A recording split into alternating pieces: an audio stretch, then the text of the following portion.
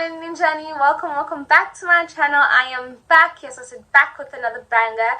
If you're new to this channel or you're just stopping by, please make sure you do subscribe. And I am Ncoko. If you didn't know, now you know. And if you are a Daisy, then thank you so much for tuning back in. You know the vibes, bitch. You know the vibes. Like dog, animals they in human form. Body man, nobody like walk, but you must hustle if you want job. If you already read the title, you know what we are talking about. This is a girl chat. But if you're a guy and you have a girlfriend and you and baby are thinking about contraceptives, just stay tuned, okay? Stay tuned. Please. Anyways, but my love, I hope you subscribe, Lene. Please. Because wow. This is my book. You guys know this. If you are a Daisy, you know this. I think I got it last year or the year before. I'm not quite sure. But this is where I put all my notes. Yeah. And just a disclaimer, I'm not a doctor. I am not a midwife. Nothing like that. And also this video is not sponsored. I just wanted to come here and share my knowledge and my experience with contraceptives and give you guys more depth, something like that, with the contraceptives that I use. Alright, so before I get into my experience with an IUD, I just want to say I've tried the pills, right, and they never worked for me because I always forgot them, and I just forget them at times. So I feel like if you're an active person and you're on the pills, you need to make sure that you take them on time, because you're going to be bringing a bundle of joy in this broke ass world, in this corrupt ass world, okay? And I personally, if you are on the track with your pills, then honey boo boo, congratulations. Me personally, I cannot. That's why I stopped them. And I was on an injection years ago for about, I think, 2 years, if I'm not mistaken. And I stopped because, one, I hated the fact that after I got my injection, I got home, I ate, and I fell asleep. That for me was, because then gain, guys, it weights because of that shit. I would come home, I'd eat, and I'd get tired, I'll sleep. Wake up, eat, sleep, and I gain weight like that. And another thing that I hated about Inari, because I used Inari, the 2-month injection. Another thing that I hated about it is that I had to wake up every second month. For a clinic. Now you get there at 6 and you only get service at 2 p.m. Zhuang. That is another thing that I hated. Having to go back to the clinic every 2 months. But it was good because I used it for 2 years. It was good, okay? It was good. And I just stopped it because I was this waking up thing is not for me. Oh, and I also stopped it because I stopped dating guys for some time, right? I mean, I'm bisexual. I'm allowed to stop and then go back to contraceptives and stop and whatever. But it's not good. It's not good. Anyways, I then decided, no, what's up again? I do not want the implant, the one that they put in your arm. I do not want it. Because 1, I'm very scared of injections. 2, I'm always going to want to fidget with it. What's this? I'll always want to fidget with it. Especially if I know about man. If I go to Glendale, so I'm going to want to fidget with it. And I thought to myself, IUD. I want an IUD. Right? And at that point, I was doing my research about IUDs and whatnot, listening to people's reviews, and I was like, yep, I want an IUD, and so I got one. Now, before I get into my experience with an IUD, I just want to give you guys more depth about what it is, how it works, and all of that, right? First question, what is an IUD? An IUD is a contraceptive device fitted in the uterus, right, which physically prevents the implantation of fertilizing eggs and whatever. So here's an IUD. You can see it's shaped like a T. That thing goes up into your coochie, okay? It goes up there, they put it in your uterus, and it stays there. Alright, this is an IUD. So there are two forms of IUDs. There is a copper IUD, which is non-hormonal, and then there is the hormonal one, which kind of looks like a plastic. I know you see where the copper is? Yeah, the hormonal one doesn't have that. It's like just plain. Right, we'll get into that. How does an IUD work? The copper-coated IUD prevents pregnancy by not allowing the sperm to fertilize the egg. Alright? It may also make it harder for the fertilized egg to implant in the uterus. In similar ways, it works in similar ways, but it also thickens the mucus and it also makes the uterus lining thin. Right? I don't know if you get my gist. It makes it very thin. And I don't know how to further explain what I just read, but it's similar to when you're getting your period. It kind of end out thick, it kind of end out thin. You know that whole process, it does that. It does that. Okay. And another thing that I loved about an IUD was that it stays in your uterus for like 5 years, and you go to the checkup. You go get a checkup once a year. So, instead of waking up every second month of the year, you go once in a year. And obviously, you also go back if you feel like there is something wrong. If you feel like you might be pregnant and you take a home pregnancy test and it says positive, then obviously you go to the clinic and I think they remove it for your pregnancy to go well. But we will get into that. But all I'm saying is safest. It is the safest. Okay. Now, the pros and cons of the hormonal IUD are: the pros, it can lighten or shorten and lead to less painful periods, which means less period pains, I guess, less cramping, and the normal cycle is from 1 to 7 days. So if you're someone with a heavy flow, probably you'd like have a light flow. And if you're someone who gets your period for the full 7 days, you can like get it for 3 days, like that, vice versa. The other thing is, it can last for 3 to 5 years without having to be removed or replaced. Excuse me. The cons of the hormonal IUD is that blood clots are a possible risk / side effect.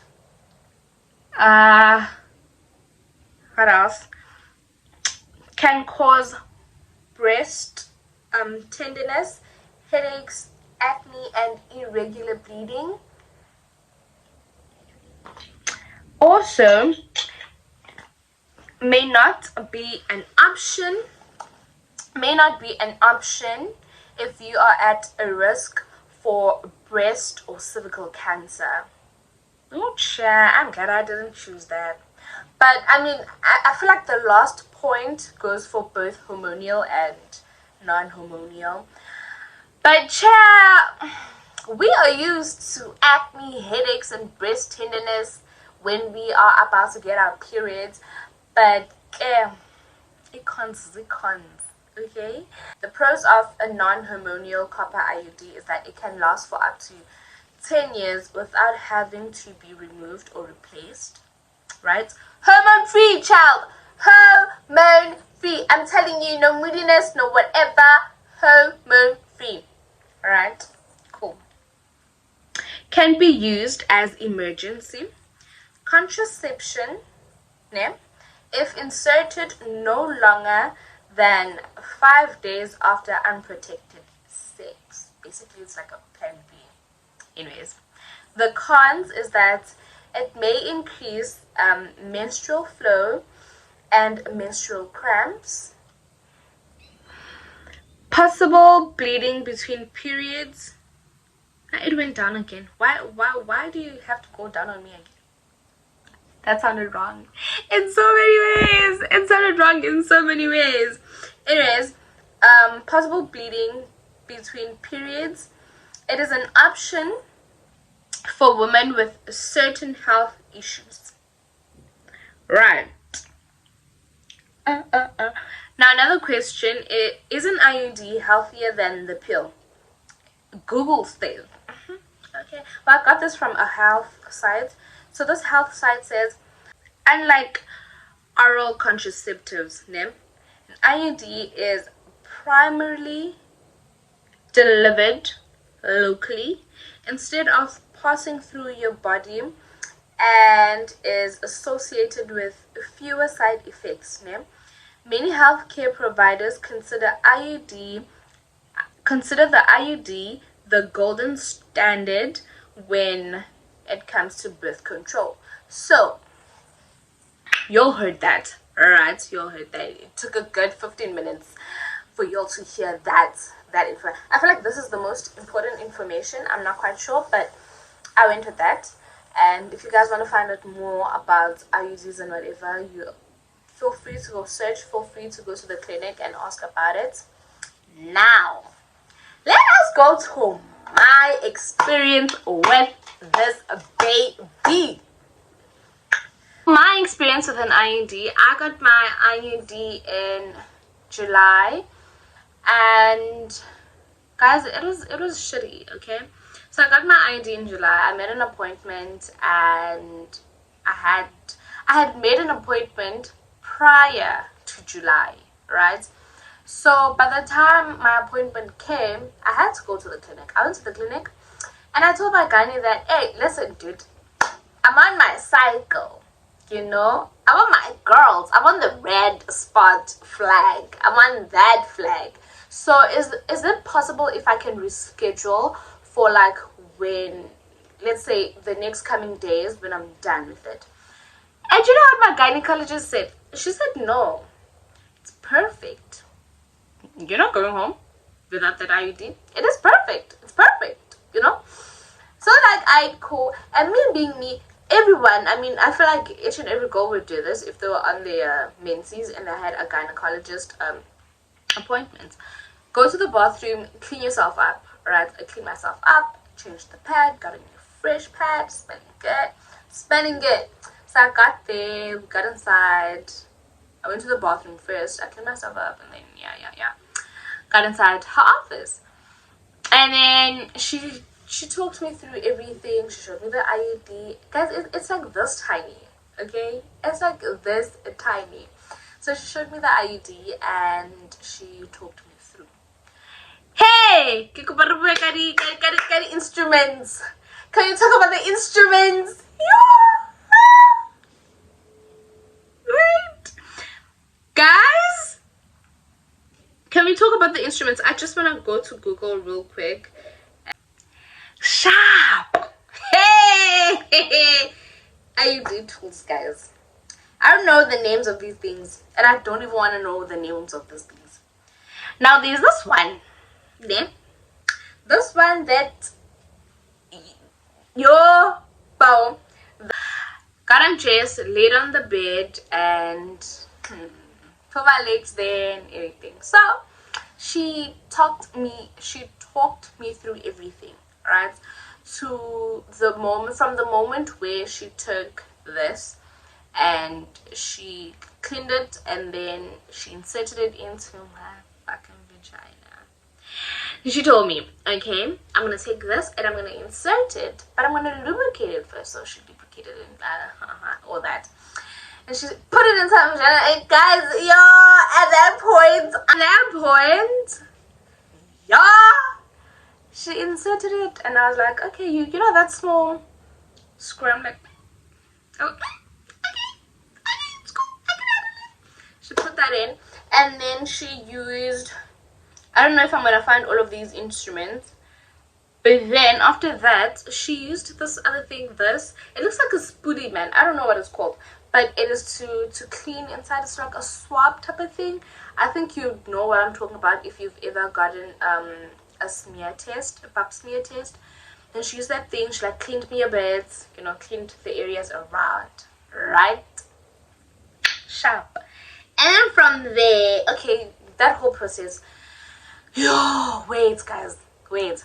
I'm gonna find this clip on TikTok, and I know I'm gonna find it on TikTok. I'm gonna find it on TikTok, and I'm gonna put it here. You see this process? This process is the most painful process ever. Listen, she was like, Bali, I'm gonna put this in. Ne? Do not move. If it's too painful, let me know. I will take it out and we will stop this whole procedure. I'm like, ah, it's cool. And by then, I had nails, right?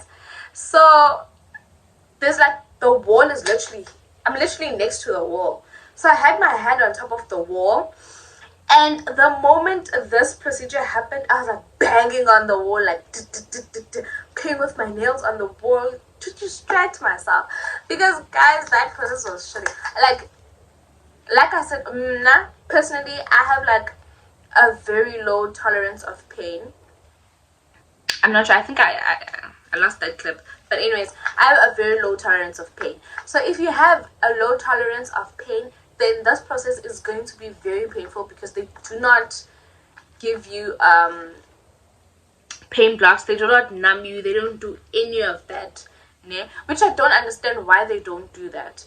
But anyways, they don't do that. And no, because I came with numbing tablets to numb myself, and she was like, no, you're not allowed to get them. Like, you're not allowed to drink them. I'll give you something to numb yourself, but after the procedure. So that for me was just another red flag. But I didn't ignore because there's tanda and the team 9 red flags. There's tanda. Okay. Cool. Then the whole process happened, and then she told me, okay, now this I'm gonna take this and I'm gonna measure your uterus. Right? She did that. She measured, she took it out. She's like, okay, now I'm gonna insert the IUD. Guys, I love her so much because she walked me through each and every process. I didn't get shocked because I feel like if she wasn't walking me through it and she just did what she did, I was going to keep getting shocked because each and everything that entered my vagina, I could feel. I could feel all the tools. They were cold. I could feel everything. But anyways, nonetheless, she walked me through. She's the best. So if you guys want a guide, hit me up and I'll tell you where to go. Okay? So yeah, we did that. And then after the whole process, you have to like lay on your side, put an injection into your butt cheek, and then she was like, yeah, now you can like come up slowly. And so I did. And then she told me that you're gonna feel the urge to go and shit. Yeah? When you feel the urge to go and shit, you can just go and shit and come back. Guys, I don't lie. I felt it. You know when you feel it? Like, you're feeling it. My guy, I was feeling it. I was feeling it. So, of course, I got dressed and I told her, my stomach is stomaching and I can't nix and clear up. She's like, no, you can go to the toilet. Guys, I was walking like a penguin from her office to the toilet. So I had to walk. Oh, guys, the next time I go to the clinic, I will show you how long that walk is. It's not really long. I'm just exaggerating. But it is long. For someone who just got a procedure, which is like, for me, was that intense, it was a long walk. Went there. Child. Come on, my guys. I peed, wiped myself, got dressed, and I went back. So me going back, and then she told me that, okay, because you're still on your period, right? You're almost done, but you're still on your period. You are going to notice that your blood is going to turn a bit brown because of what I used to clean you with, right? Because she had to clean me inside, right?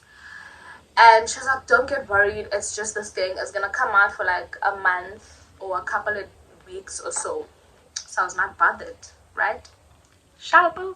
Got my pills, like painkillers type of pills. Which are weak, by the way. Government, you need to do a better job in giving us painkillers because those painkillers are not painkillers.